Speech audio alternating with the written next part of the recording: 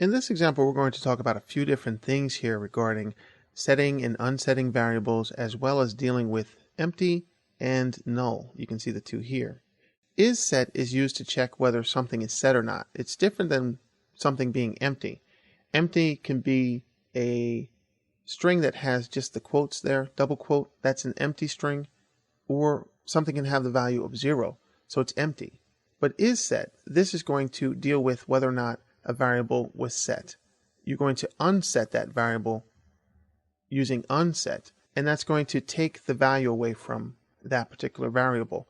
Like I said, empty is dealing with 0 or the empty string, and the empty string is written just like quote quote, just like that.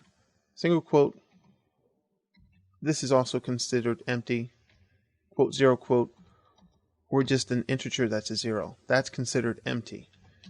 But if we look at the isSet empty unset file here, you can see we have a few examples where we set the variables here, we set them here, and then we check to see if they're set.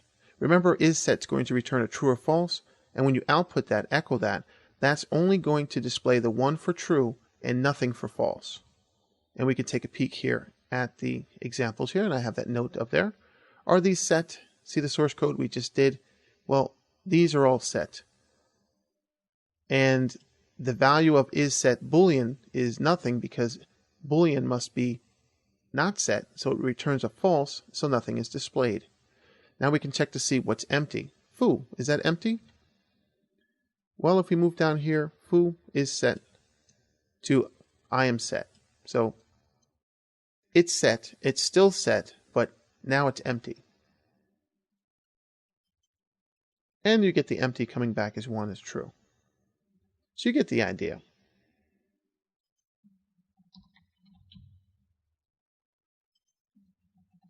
We'll just put anything in there. And now what we can do is come down here and we can unset things.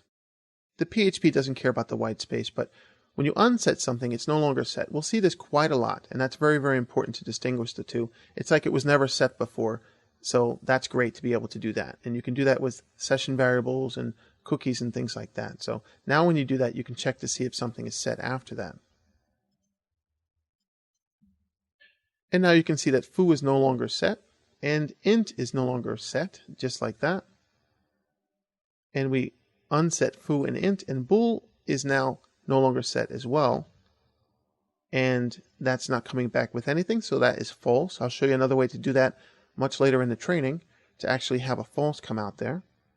And then we have the empty for foo and foo2. You can see that foo is going to actually come back as, yes, it's empty. It is no longer set, so it's empty. So you can see the difference there between the two. And then foo2 is not empty, so it's coming back as false. When dealing with null, a little bit down the line here, you can see even more code. We'll take a peek at that. We'll save this. And you can see that we can explicitly set something to the null value here, just like true or false, but it's capital N-U-L-L. Nulls can be used a lot with databases, and they do have their own values there. It's different, so it can be handled differently with isNull as opposed to isSet. We can see foo3 and foo4 here, and then take a peek at this as we slide down. And that would be the first part here. And we can see that foo3 is not set, foo4 is set.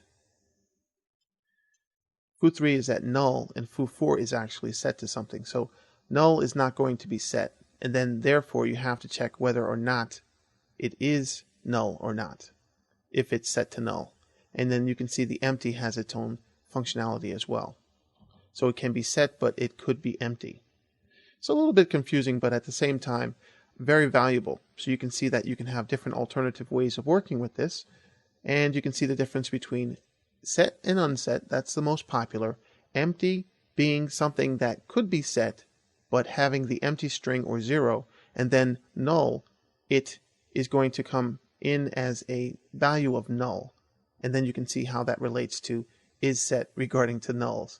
So a little bit of a difference there in how things are going to work, but across the board, you deal more with isSet and unset than you do with anything else really in PHP.